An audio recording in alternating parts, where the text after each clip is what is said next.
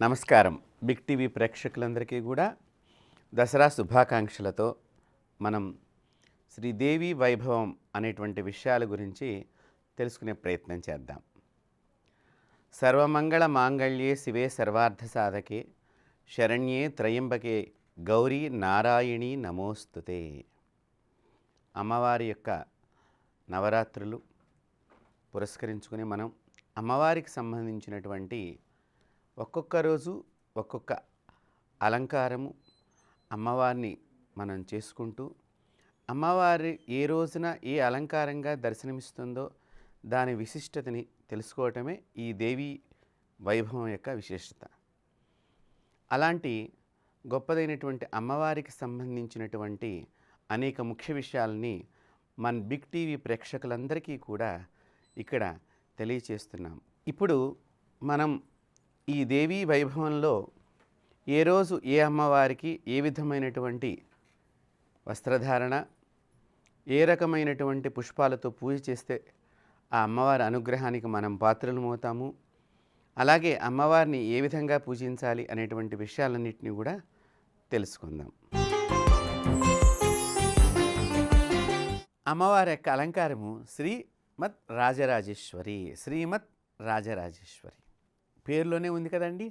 రాజ్యాన్ని ప్రసాదించేటువంటి దేవత, రాజ్యాన్ని రక్షించేటువంటి దేవత.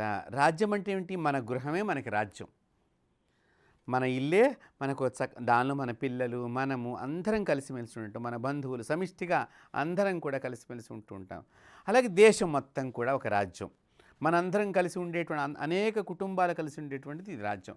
కాబట్టి రాజేమో ఈ రాజ్యమంతా బాగుండాలి, నా రాజ్యం బాగుండాలి, నేను మంచిగా పరిపాలన చేయాలని కోరుకుని పూజిస్తాడు ఆ అమ్మవారిని. ఈ అమ్మవారు రాజరాజేశ్వరి చక్కని చిలకాకు పచ్చ రంగు చీర కట్టుకుంటుందండి. మీరు బాగా చూస్తే ఇదివరకు పూర్వకాలంలో ఈ చిలకాకు పచ్చ రంగు పరికిణి జాకెట్ అంతా వేసుకుని చిన్న చిన్న అమ్మవార్ల కింద తిరుగుతూ ఉంటే ఆడపిల్లలు ఇంట్లో ఎంత అందంగా కనిపిస్తూ ఉండేవాళ్ళు అమ్మవారు చక్కగా. అలాంటిది ఈ చిలకాకు పచ్చ రంగు పింకు రంగు కింద బోర్డర్గా ఉండి ఈ అమ్మవారు ధరిస్తుంది. ఈవిడు కూడా చెరుకుగడ, పుష్పగుచ్చము, లక్ష్మీ సరస్వతులు ఈ అమ్మవారికి అటు ఇటు మనకి దర్శనమిస్తారు.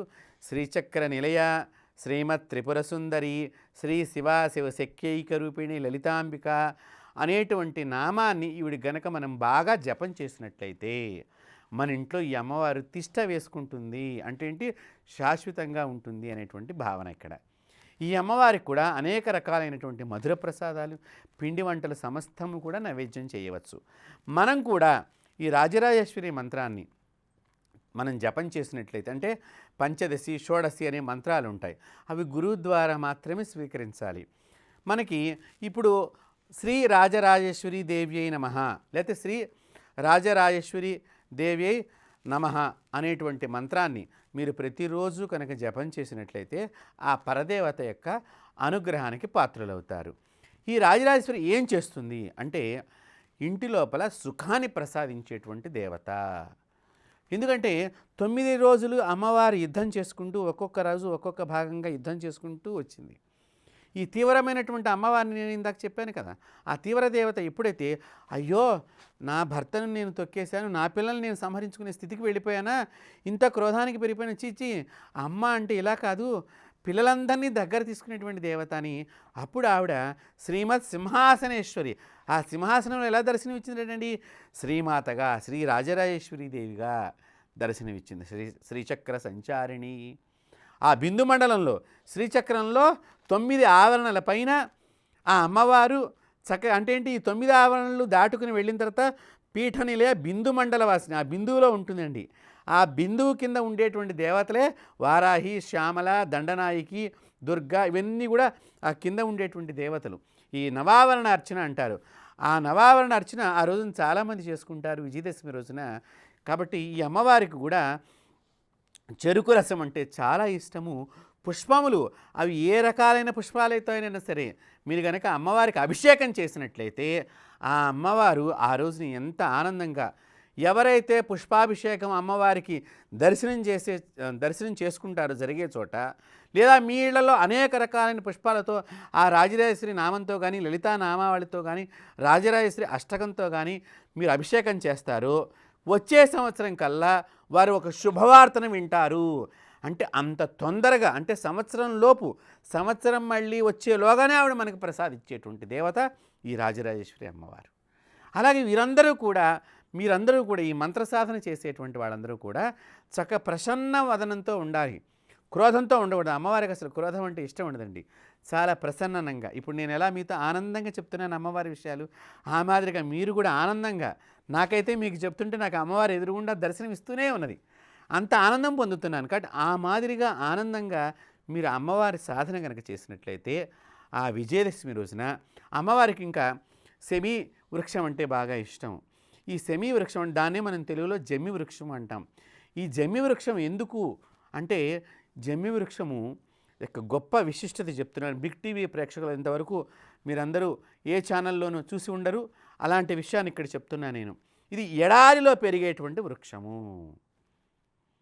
ఈ జమ్మి చెట్టు ఎక్కడైతే ఉన్నదో అక్కడ నీరు ఉన్నట్లు లెక్క. జమ్మిటండి మొత్తం చుట్టుపక్కల నీరు ఎక్కడున్నా కానీ దాని వైపుకి లాక్కుంటుందిటండి. ఆ లాక్కుంటం మూలకంగా ఇది శ్మశానంలో ఎక్కువగా పెరిగేటువంటి చెట్టు కింద కూడా చెప్పబడుతుంది. అందుకనే పాండవులు వారి ఆయుధాలని అప్పట్లో అరణ్యవాసం చేయాల్సి వచ్చినప్పుడు, పెద్ద పెద్ద ఆయుధాలు కదండి, సర్వశక్తి చైతన్యమైనటువంటి ఆయుధాలు, ఆయుధం కూడా మాట్లాడుతుంది వాళ్ళతో, పాండవులతో. అంత గొప్పటి ఆయుధాలు అవి. సర్వదేవతల్ని పూజ చేసేటువంటి ఋషులు, ఋషిపుంగవులు, మహా గొప్ప ఋషులందరూ కూడా ఆ ఆయుధాలన్నిటికి కూడా పూజ చేసి పంచపాండవులు సమర్పణ చేశారు వాళ్ళు. మీరు లోక కళ్యాణం చేయండి, ధర్మాన్ని నిలపండి అని చెప్పి ఈ జమ్మి చెట్టు మీద పెడతారు. పెట్టినప్పుడు ఎందుకు అక్కడ పెట్టారు పాండవులు అన్నట్లే కనుక, జమ్మి చెట్టుకి ముళ్ళు ఎక్కువ ఉంటాయి, అది గుచ్చుకుంటుందని ఎవరు ఆ చెట్టు ఎక్కరటండి. ధర్మ సూక్ష్మం అప్పట్లో చూడండి, ఎక్కడ దాయాలి, ఎలా దాయాలి అన్నప్పుడు ప్రకృతియే నేర్పుతుంది. ప్రతిదీ కూడా ప్రకృతియే మనకు తెలియజేస్తూ ఉంటుంది. కరోనా సమయంలో మీరు బాగా గమనించినట్లయితే చాలామంది తర్వాత గమనించారు, వేప చెట్లన్నీ ఎండిపోయినాయండి. ఉగాది పచ్చడి కూడా, ఉగాది పువ్వు దొరుకుతుందా లేదా అనేటువంటి భావన కలిగింది. అంటే కరోనా వస్తోందనే విషయాన్ని ముందర ప్రకృతి చెప్పింది. ఇప్పుడు ఒక రకమైనటువంటి కొత్త వ్యాధి వస్తోంది, ఏదో మంకీ పాక్స్ అని ఏదో చెప్తున్నారండి. మీరు గానుగ చెట్లు చూడండి, ఆకంతా కూడా అచ్చం మంకీ పాక్స్ వచ్చిన ఆకులాగా తయారవుతుంది. ప్రకృతి ఎప్పుడూ కూడా మనతో మాట్లాడుతూ ఉంటుంది. అందుకనే ప్రతి దేవత కూడా ఒక్కొక్క చెట్టును ఎంచుకుని ఉంటుంది. నేను లక్ష్మీదేవికి చెప్పాను, బిల్వదళ నిలయాయ నమః అని చెప్పి. ఈ అమ్మవారికి ఈ సెమీ వృక్షం కూడా అంతేను. ఈ జమ్మి చెట్టు దగ్గర ప్రపంచంలో నీరు ఎక్కడా ఉందా లేదా అన్నప్పుడు జమ్మి చెట్టు కనుక బతికితే అక్కడ నీరు ఉన్నట్లు లెక్కటండి. మన వేదాంగమైనటువంటి ఋషులందరూ కూడా ఊరికినే చెట్టుకి పుట్టకి పూజ చెప్పలా. హిందువులు ఏమీ పిచ్చివాళ్ళు కాదు. హిందూ దేశం అన్నా, హిందూ ధర్మం అన్నా, సనాతన ధర్మం చాలా గొప్పది. అలాంటి గొప్పదైనటువంటి పండుగ విజయదశమి. ఎవరైతే ఆ రోజు సాయంత్రం పూట విజయదశమి రోజున ఈ జమ్మి చెట్టు దగ్గర కూర్చుని లలితాదేవి ఫోటో పెట్టి అక్కడ కూడా మనం పూజ చేసుకుని, ఆ రాజరాజేశ్వరి పూజ చేసుకుని, శమీయతే పాపం అంటూ ఆ శ్లోకాన్ని చదువుతూ ఆ జమ్మి చెట్టు చుట్టూ ప్రదక్షిణ చేసినట్లయితే మన పాపం అంతా కూడా తొలగిపోతుంది.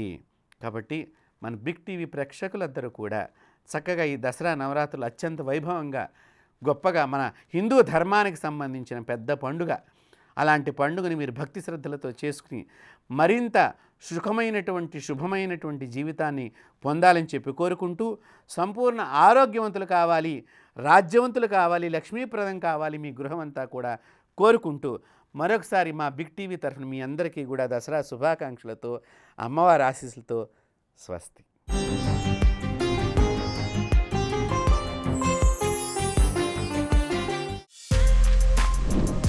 For more videos like this, subscribe Big TV channel.